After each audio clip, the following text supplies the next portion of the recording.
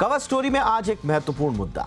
देश में भूगर्भीय हलचलों पर अध्ययन करने के लिए यूं तो कई संस्थान हैं, लेकिन हैदराबाद के NGRI यानी कि नेशनल जियोफिजिकल रिसर्च इंस्टीट्यूट को सबसे बेहतरीन और प्रामाणिक संस्था माना जाता है। इसी NGRI के एक वैज्ञानिक ने दावा किया है कि भारत के हिमालयी क्षेत्र में कभी भी तुर्की जैसा भूकंप आ सकता है। NGRI के चीफ साइंटिस्ट के मुताबिक भारतीय टेक्टोनिक प्लेट हर साल 5 सेंटीमीटर की दर से अपना स्थान बदल रही है। इससे हिमालय में खिंचाव बढ़ रहा है और इसी कारण आने वाले दिनों में भूकंपों का खतरा बढ़ने की आशंका है। दरअसल 21 फरवरी को NGRI के प्रमुख वैज्ञानिक और भूकंप विज्ञानी डॉक्टर N पूर्णचंद्रा राव ने दावा किया कि धरती का बाहरी हिस्सा तमाम प्लेट से बना हुआ है और ये लगातार गति कर रही है। वैज्ञानिक राव के मुताबिक हिमाचल और नेपाल के पश्चिमी इलाके के बीच एक बड़ा सेस्मिक गैप है जो भूगर्भीय लिहाज से बहुत संवेदनशील है। उन्होंने खासतौर से 18 सिस्मोग्राफ स्टेशंस का हवाला देकर उत्तराखंड का जिक्र करते हुए संभावित भूकंप के होने से जान माल का नुकसान के प्रति आगाह भी किया। उनके मुताबिक इस इलाके में भूकंप रिक्टर स्केल पर करीब 8 या उससे ज्यादा की तीव्रता से भी आ सकता है। हालांकि उन्होंने ये भी कहा कि जान और माल के इस नुकसान को टाला भी जा सकता है, लेकिन उसके लिए बिल्डिंग्स और स्ट्रक्चर्स में डेवलपमेंट सोच समझकर करना होगा। भूकंप रोधी तरीके से उन्हें निर्माण करना होगा। अब सवाल ये उठता है कि क्या सिर्फ हिमालय या हिमालयी राज्य ही भूकंप की दृष्टि से संवेदनशील हैं या फिर भारत के दूसरे इलाकों में भी भूकंप से होने वाले नुकसान की आशंका है? इसका जवाब कुछ वक्त पहले विज्ञान और प्रौद्योगिकी और पृथ्वी विज्ञान राज्य मंत्री जितेंद्र सिंह ने जुलाई 2021 में लोकसभा में दिया। उनके जवाब के मुताबिक देश में भूकंपों के रिकॉर्ड को देखें और इसके इतिहास को देखें तो भारत की कुल भूमि का लगभग 60% हिस्सा, प्रिसाइजली 59% हिस्सा अलग अलग भूकंपों के लिए संवेदनशील है। इतना बड़ा हिस्सा किसी भी प्रकार के भूकंपों के लिए संवेदनशील है।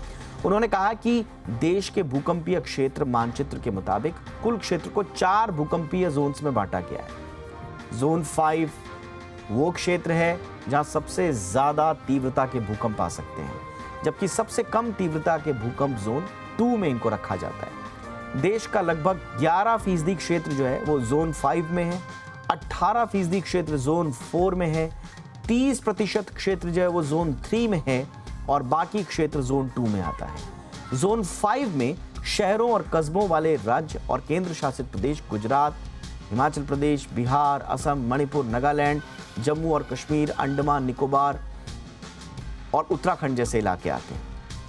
वहीं मध्य हिमालयी क्षेत्र दुनिया में सबसे भूकंपीय रूप से सक्रिय क्षेत्रों में से एक है। 1905 में अगर इतिहास को अगर हम थोड़ा सा देखें तो 1905 में हिमाचल का कांगड़ा में एक बड़ा भूकंप आया। 1934 में बिहार, नेपाल जो इलाका है पूरा, वहाँ पर एक बहुत बड़ा भूकंप आया था। 8.2 तीव्रता उसकी रिक्टर स्केल पर थी। 10,000 से ज़्यादा लोग मारे गए थे। 1991 में ही आपको याद होगा उत्तराखंड के, तत्कालीन यूपी था लेकिन उत्तराखंड के उत्तरकाशी में 6.8 तीव्रता का भूकंप आया था। इसमें लगभग 800 के आसपास लोगों की मौत हुई थी। फिर 2005 में कश्मीर में भूकंप आया, 7.6 तीव्रता थी इसकी। इस क्षेत्र में पूरा इलाका था, इसमें हजारों लोग मारे गए थे। भूकंप वैज्ञानिकों के मुताबिक 700 से ज़्यादा सालों से इस क्षेत्र में टेक्टोनिक तनाव रहा है जो अभी या शायद 200 वर्षों के बाद जारी हो सकता है। और अभी 2016 में कुछ अध्ययन हुए थे, उसमें ये संकेत मिला था कि ये अभी इसके जो एनर्जी वो प्रॉपर्ली रिलीज नहीं हुई है। इसके अलावा मध्य हिमालय का एक बहुत बड़ा क्षेत्र जो है वो बहुत संवेदनशील जोन में है। ये भूकंप इंडो ऑस्ट्रेलियाई और एशियाई टेक्टोनिक प्लेट्स के बीच में एक ऐसा इलाका है जहाँ पर टकराहट है और पिछले 5 करोड़ सालों में हिमालय के जो पहाड़ी जो बनी है वो इसी टकराहट का नतीजा है। अब डर ये भी है कि जिस वक्त हम बात कर रहे हैं, जिस समय ये खबर लिख रहे थे, उसी वक्त एक भूकंप आया। दिल्ली से लेकर उत्तर प्रदेश, उत्तराखंड और यहाँ तक कि नेपाल में ये जो झटका है ये महसूस किया गया। भूकंप का केंद्र जो बाद में पता चला वो नेपाल ही था। रिक्टर स्केल पर भूकंप की तीव्रता जो थी वो 4.8 मापी गई थी और नेपाल का जो जुमला इलाका है वहाँ से लगभग 70 किलोमीटर दूर पर इसका केंद्र था। हालांकि दिल्ली NCR में भूकंप के हल्के और काफ़ी हल्के झटके महसूस किए गए थे। लेकिन जो एनजीआरआई के साइंटिस्ट ने दावा किया है कि एक बड़ा भूकंप आ सकता है, उसके मायने क्या हैं, क्या हम इसके लिए तैयार हैं, इस पर चर्चा के लिए इस वक्त हमारे साथ बहुत ही ख़ास मेहमान जुड़ चुके हैं। उत्तराखंड स्पेस एप्लीकेशन सेंटर के पूर्व डायरेक्टर और देश के जाने माने भूगर्भ शास्त्री प्रोफेसर एमपीएस बिष्ट इस वक्त हमारे साथ हैं। बिष्ट सर, गुड इवनिंग, बहुत बहुत स्वागत है सर आपका। सर नमस्कार Doval ji. Yes sir, good evening sir. Sir, ये जो प्रोफेसर राव ने जो एक दावा किया है कि तुर्की का जैसा भूकंप आएगा और खास तौर से उन्होंने उत्तराखंड और आसपास के क्षेत्रों को बहुत संवेदनशील बताया है, कोई नई बात कह रहे हैं सर, या आप लोग पहले से इस तथ्य से वाकिफ हैं और इस बारे में पहले से ही जानकारी है? नहीं, दरअसल ये नई बात नहीं है, इसमें बहुत लोग काम कर चुके हैं ऑलरेडी पहले से ही।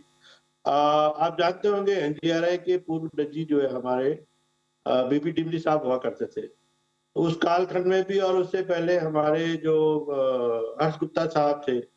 और ये लोगों का एक्चुअली ये स्टडी बहुत करीब 30-40 साल से लोग कंटिन्यूअसली स्टडी को पे लगे हुए हैं और उन्होंने काम किया है इस पे।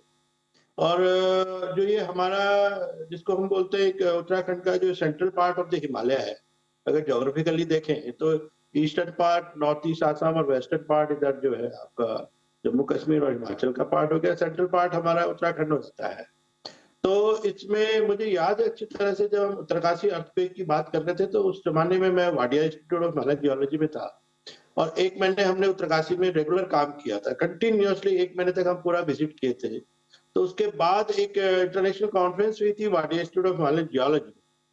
तो मुझे अच्छी तरह से याद है कि उसमें professor Khain, professor Nakata, professor Yeats, professor Milam, ऐसे दिग्गज जो अंतर्राष्ट्रीय स्तर के जो अर्थक्वेक के पर काम करने वाले लोग थे, वो सारे लोगों से हमारा 1-to-1 इंटरेक्शन भी हुआ था। और मुझे याद है कि उस समय जो बात आई थी कि भाई एक हमारा जो ये वाला जोन है, जिसको हम सेंट्रल जोन बोलते हैं, एक सेस्मिक गैप करके बात करते हैं कि इस आने वाले समय में, क्योंकि ईस्ट में हो चुका है, वेस्ट में हो चुका है, तो सेंट्रल पार्ट रह गया। और एक अच्छी बात ये थी कि उस जमाने में जो पुराने रिकॉर्ड थे, जो जियोडेटिक सर्वे था, उसके आधार पे हम लोग जो बात करते हैं कि भाई एक कोई सब सरफेस रिज बोले तो जो इस समय बिल्कुल हमारा जिसके ऊपर अरावली, जो दिल्ली की जो पर्वत श्रृंखला है, दिल्ली वाली जो अरावली जो आती है, वो आती है गुजरात से लेके अंबा माता से लेके और देहरादून तक हिट करती है। तो बल्कि उसको नाम दिया उन्होंने DHH, दिल्ली हरिद्वार रिज नाम दिया है उसमें। पूरा वो based on the scientific study है, वो रिज क्लियर कट दिखती है जियोडेटिक सर्वे के आधार पे, पूरा एविडेंसेस के आधार पे। तो उस रिज के आसपास ये बात होती है कि भाई टकराहट होती है, जब आप कह रहे हैं कि भाई यूरेशियन प्लेट से जाके टकरा रही है, हमारा इंडियन सब कॉन्टिनेंट जब टकरा रहा है, तो वो रिज जो होती है वो आती है और वो आके इस उसका जो मेन जो बड़ा, मतलब आप लोगों को अचंभित होंगे और हम भी बड़े उसमें चिंता में हैं कि वो रिज पास होती है देहरादून के नीचे से। Oh my God. और आप देखिए कि देहरादून तक तो वो फुल्ली रिकॉर्डेड है। दिल्ली में वो जो है आपकी जो रायसीना हिल और दिल्ली यूनिवर्सिटी और आपका RK पुरम जो मंदिर है, ये सारे उसी रिज के ऊपर है, अरावली रिज के ऊपर। और यही रिज जो है वो कंटिन्यू करती है नीचे सोनीपत के नीचे आके करीबन, जब ONGC वालों ने डीप ड्रिलिंग करी थी सर्वे, तो पता चला कि धीरे धीरे के 2-2.5 डिग्री के इंक्लिनेशन पे वो रिज आके यहाँ देहरादून के नीचे आती है। और फर्दर उसके कुछ एविडेंसेस, कुछ रिकॉर्ड आते हैं कि भाई ये रिज आफ्टर ऑल जा कहाँ रही है आगे तक। तो that is a plate actually, वो जो बेस लाइन है वो मूव कर रही है। अब ये है कि उसमें एनर्जी एक्युमुलेट हो रही है। कुछ लोगों का 2 स्कूल है इसमें एक्चुअली। उस टाइम पे 2 बातें आई थी कि क्या ये एनर्जी धीरे धीरे करके रिलीज हो रही है, या ये एनर्जी एक्युमुलेट हो रही है और एक टाइम में आके बिल्कुल अपना विभत्स रूप दिखाएगी। तो इस पे 2 स्कूल है, 2 थॉट्स है। और मैक्सिमम लोगों का यही कहना है कि भाई अब ये क्योंकि एक सेस्मिक गैप है, ये जोन है, इस जोन में आके अब एनर्जी रिलीज होनी है। तो एक्सपेक्टेशन है, आज से नहीं तब से मैं कह रहा हूँ कि 1991 से हम लोग कंटिन्यूअसली इस चीज को, मैं एज ए भू विज्ञान का छात्र इसको सुनता आया हूँ, देखता आया हूँ, ऑब्जर्व करते आया हूँ। और इसके रिकॉर्ड्स, इसके एविडेंसेस, इसके जो शॉक्स जो हमको मिलते हैं, और अल्टीमेटली वो जाके कहीं ना कहीं हमारा जो जोशीमठ वाला इलाका है, एमसीटी जिसको हम कहते हैं, उस पे जाके वो एनर्जी कहीं ना कहीं वो एनर्जी रिलीज होती है, तो जो भी आपके एनर्जी। आपने जो अब तक कहा सर, मैं एकटक होके आपकी बात सुन रहा था, और जैसे जैसे आप इसको एक्सप्लेन कर रहे थे वैसे वैसे चिंताएं भी बढ़ रही थी, लेकिन एक जो चीज़ आपने बोली कि ये जो एनर्जी रिलीज होने के दो स्कूल ऑफ थॉट्स हैं, अगर धीरे धीरे एनर्जी रिलीज हो रही है तो शायद, जहां तक मैं समझ पा रहा हूं, फिर शायद ग्रेजुअली एनर्जी रिलीज होगी और उतना खतरा नहीं है। लेकिन अगर हम yes, second school of thought को अगर हम मद्देनजर रखें कि एकदम हाँ। से अचानक से एनर्जी रिलीज होगी और एक बड़ा भूगर्भीय हलचल होगी, ऐसी स्थिति में क्या आपको लगता है कि कौन से वो इलाके हैं जो सबसे ज्यादा संवेदनशील जोन में हैं, और वहां पर क्या भूकंप को सह पाने लायक परिस्थितियां हैं सर? देखिए डोभाल जी, बहुत सही बात आपने समझी है बात, क्योंकि जो सेकंड स्कूल ऑफ थॉट है वो डोमिनेट कर रहा है इस समय, क्योंकि मैक्सिमम लोगों का थॉट यही है कि भाई ये एनर्जी एक्युमुलेट हो रही है और it will release, the day will come, it will release and definitely there will be impact of it. और वो इम्पैक्ट कहाँ जाएंगे? वो इम्पैक्ट आपके ऐसी जगहों में जाएंगे, जैसे मैं आपको एक छोटा सा उदाहरण दे रहा हूँ। मैं आज देहरादून में बैठा हूँ, और देहरादून में हम लोग जो कहते हैं कि भाई मसूरी जब जाते हैं तो मसूरी से पहले सैंसाई आश्रम आता है, वहां पे हमारे एमबीटी क्रॉस होती है, बहुत अच्छे सिग्नेचर वहां पे मेन बाउंड्री थ्रस्ट के हैं। तो ये जो थ्रस्ट सीट्स होती है, जैसे एमबीटी हो गया, एमसीटी हो गया, जिसको हम लोग कहते हैं मेन सेंट्रल थ्रस्ट, जिसका उदाहरण हम कई बार देख चुके हैं, अपने लिटरेचर में भी है कि these are the points where the release energy maximum release. और अब जब कंपन होगा या वाइब्रेशन होगा तो इन जगहों की सेंसिटिविटी को देखते हुए ये वेल नोन साइट्स है, वेल आज से नहीं, 1930 से प्रोफेसर हेमन गैंसर एंड ऑर्डन जैसे लोगों ने इस पे काम किया है, और उन्होंने ये क्लियर कट इंडिकेट किया these are the zones, those are very active. But unfortunately अब मैं वही कहूंगा, चाहे उसमें हम लोग खुद अपने आप में हैं या हमारी सरकारें हैं, इन्होंने कभी इसको सीरियसली नहीं लिया। मैं इसको बिल्कुल एक ऑथेंटिक वे में बात कर रहा हूँ आपसे, बीइंग ए जियोलॉजिस्ट, लेकिन कुछ गलतियां हमारी खुद की है as a people, local people, और कुछ गलतियां हमारी सरकारों की है जिन्होंने उसको प्रॉपर मॉनिटर करने की कोशिश नहीं करी। और यही रीजन है कि आज जैसे जोशीमठ जैसी जगह में और इन जगहों पे अब आप देखिए कि सैंसाई आश्रम देहरादून के ऊपर आपके 11-11, 12-12 मंजिलें बिल्डिंग बन गई एब्सोल्युटली। उस एक्टिव टेक्टोनिक जोन के ऊपर। वही हालत जोशीमठ में है। जोशीमठ जैसे एक इतना सेंसिटिव ढाल जो एमसीटी के बिल्कुल नोज पे खड़ा है जोन पे, जिसको कि बहुत ही हाईली सेंसिटिव जोन कहा गया है, वहां पे आपने 12 किलोमीटर की टनल बना दी, वहां पे आपने जो है इतने बड़े बड़े भवन बना दिए, 7-7, 8-8 मंजिले भवन बना दिए। तो इनकी स्थिति क्या होगी? अगर छोटा सा भी ट्रिमोर आएगा, ये सारी जाएंगी, ये निश्चित तौर पर जाएंगी।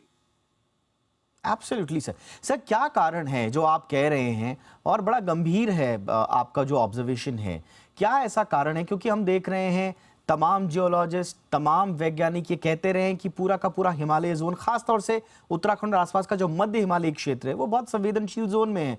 इधर सिक्किम में उस तरफ भूकंप आ चुका है, उधर आपके नेपाल में आ चुका है, खुद उत्तरकाशी में आ चुका है, कश्मीर का पूरा इलाका हलचलों से भरा हुआ है, उधर पीओके तक हमने देखा है कि भूकंप आ चुके हैं। उसके बावजूद जो वहां पर डेवलपमेंट है या जो स्ट्रक्चरल डेवलपमेंट है, कहीं से भी नजर नहीं आता है कि वो भूकंप से मुकाबला कर पाने के लिए कुछ स्ट्रैटेजी के तहत वो वहां पर डेवलपमेंट हो रहा है। तो क्या हम जानबूझकर वेट कर रहे हैं एक आपदा का सर? देखिए डोभाल जी, मैं तो कई बार इस उसमें रहता हूं कि आफ्टर ऑल 35 साल हो गए मुझे इस विज्ञान को पढ़ते हुए, और मैं दुखी हूं इस बात से आज भी कि हम लोग इस सारी चीजों को जानबूझ करके लिए, this is called suicidal attempt मेरी भाषा में, कि हम जानबूझ करके, आप देखें कि जानते हैं कि ये जगह खतरनाक है, फिर भी क्यों मेरे समझ में नहीं आ रहा है कि उस जगह को हम अडॉप्ट कर रहे हैं उस काम को करने के लिए जो नहीं करना चाहिए। बहुत सिंपल सी बात है, मैं अभी एक छोटा सा उदाहरण दे रहा हूं आपको, आप उस बात से समझ जाएंगे कि जब हमने 2009 में विष्णुप्रयाग हाइड्रो पावर प्रोजेक्ट के ऊपर एक रिसर्च पेपर निकाला था, करंट साइंस में छपा था, और उसमें हमने क्लियर कट कहा था कि ये इलाका बहुत सेंसिटिव है, यहाँ पे ये सारी चीजों एक्टिविटी को जो है बिल्कुल हाईली प्रोटेक्टेड, इसको प्रोहिबिटेड होनी चाहिए, नहीं होना चाहिए था। और उसके बावजूद आज देखिए 2009 से लेकर आज तक क्या रेडिकल चेंजेस आए हैं वहां पे।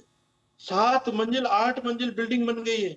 यू सरप्राइज टू नो कि एक भवन ऐसा है जिसके ऊपर अपने घर के लिए लोगों ने लिफ्ट लगा रखी है, और वो भी उसकी भवन की जो फाउंडेशन है एक ट्रांसपोर्टेड बोल्डर के ऊपर है वो भवन की फाउंडेशन। तो यहाँ पर कितनी मूर्खता है, यहाँ पर हमारी लालसा भी है। जो हम लोकल लोग हैं, हमारी ये रहता है कि ठीक है, उत्तरकाशी अर्थक्वेक देख लिया, चमोली अर्थक्वेक देख लिया, उसके 2013 की आपदा देख ली केदारनाथ की, और ये सब देखने के बावजूद, इतनी तबाही के बावजूद भी हम उसी चीज को फॉलो करते जा रहे हैं जिससे हमें नुकसान हुआ है। Absolutely sir, absolutely. एक ताज़ा उदाहरण हमारे सामने टर्की का है। टर्की ऑपरेशन दोस्त के तहत हम वहां पर मदद करने गए, लेकिन एक ऑब्जर्वेशन शायद हमको ज़्यादा ध्यान में रखनी चाहिए। टर्की में जो भ्रष्टाचार हुआ है, वहां पर भूकंप रोधी, वो पूरा इलाका बड़ा बहुत दुनिया के सबसे ज़्यादा एक्टिव जोन्स में है भूगर्भीय हलचलों के लिहाज से।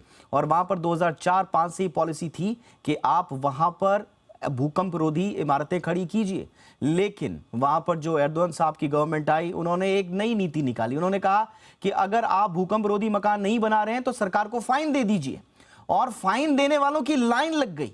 और इतना फाइन आया कि टर्की गवर्नमेंट को लगा कि वो उनकी झोली भर गई, उनका राजकोष भर गया, बिलियंस ऑफ डॉलर की कमाई हुई, और इसको आगे बढ़ाने की कोशिश वहां की सरकार कर रही थी। लेकिन एक झटके में सब कुछ तबाह हो गया, वो सारा का सारा पैसा धरा का धरा रह गया, कोई नहीं बचा पाया टर्की के इस इलाके को। तो क्या उत्तराखंड, मध्य हिमालय क्षेत्र, क्या ऐसे ही एक बड़ी आपदा के लिए वेट कर रहा है? प्रोफेसर बिष्ट के ऑब्जर्वेशंस को बहुत गंभीरता से लेने की आवश्यकता है। उनके जो सजेशंस हैं उनको गंभीरता से लेकर एक स्ट्रैटेजी के तहत सरकार को काम करने की आवश्यकता है। अदरवाइज शायद हमारा हाल, मुझे कहते हुए बहुत दुख हो रहा है, लेकिन अगर हम टर्की के जैसी आपदा अगर हमारे सामने आएगी तो उस समय क्या होगा, ये हाथ पर हाथ धर रखकर हम शायद बैठ नहीं पाएंगे। बिष्ट सर कुछ कहना चाह रहे हैं संक्षेप में? सर यस, बहुत छोटी सी बात मैं ये कह रहा हूँ डोभाल साहब, मैं राइट फ्रॉम बिगनिंग अपनी सरकार को भी, चाहे मैं पहले सरकार में था, उससे पहले मैं यूनिवर्सिटी में था, आज फिर मैं यूनिवर्सिटी में हूँ, बार बार नोक करते आया हूँ और बड़े बड़े अलग अलग मीडिया के अलग अलग प्लेटफॉर्म पे कहते आया हूँ कि जब तक हम अपने उत्तराखंड के लिए बिल्डिंग को डिफाइन नहीं करेंगे, हम लोग सुरक्षित नहीं हो पाएंगे। बिल्कुल सर, और ये बिल्डिंग कोड का सारा पहले से बहुत सारे रूल्स एंड रेगुलेशंस बने हुए, लेकिन उनको फॉलो कौन कर रहा है? बिल्डिंग कोड तो बहुत आवश्यक है, और सिर्फ उत्तराखंड में नहीं, पूरे हिमालय क्षेत्र में आवश्यक है। और जहां जहां सेस्मिक जोन 5-4 में जो इलाके हैं, वहां सब जगह ये आवश्यक है। बहरहाल देखते हैं कि सरकार कितनी गंभीरता से लेती है। Sir thank you so much, आपने हमारे दर्शकों के लिए अपना अमूल्य वक्त निकाला। Thank you so much sir.